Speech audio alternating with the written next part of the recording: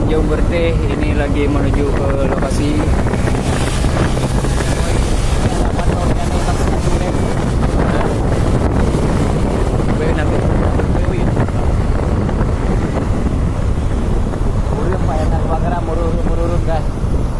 Tapi pemadam bisa masuk dah.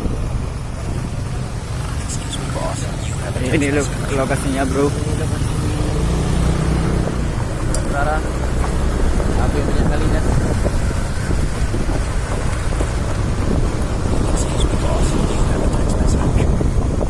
Aduh, perjalanan malam ini guys, apa yang banyak kali guys? Debunya, aduh. Lupa pakai masker guys, banyak kali debunya guys.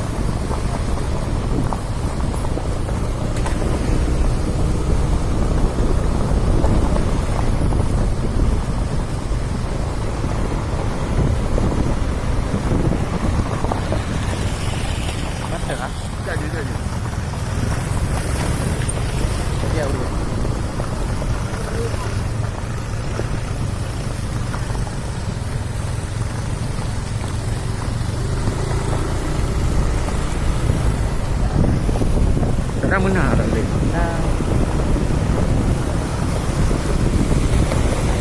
Wah, apa? Benar dulu. Apa? Ui, quài là cỡ gì rồi.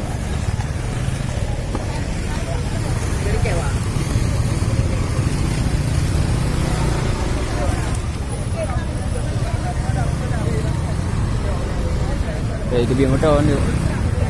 Sama cái nằm đấy chứ. Balik motor. Sama cái đường đó. Hai lu kuya juga.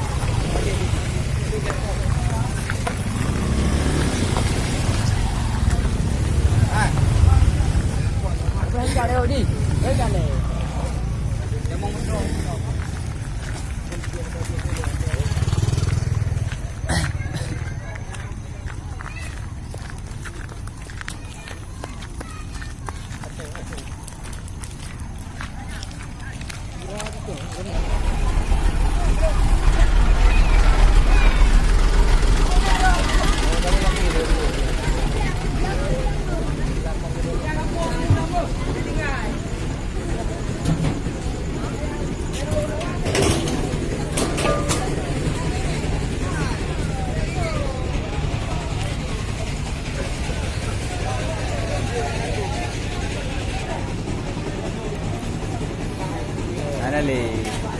Kali. Ternyata infonya terlambat guys, jadi tidak berhasil kami liput. Apinya sudah berhasil dipadamkan. Ini ada 2 unit pemadam.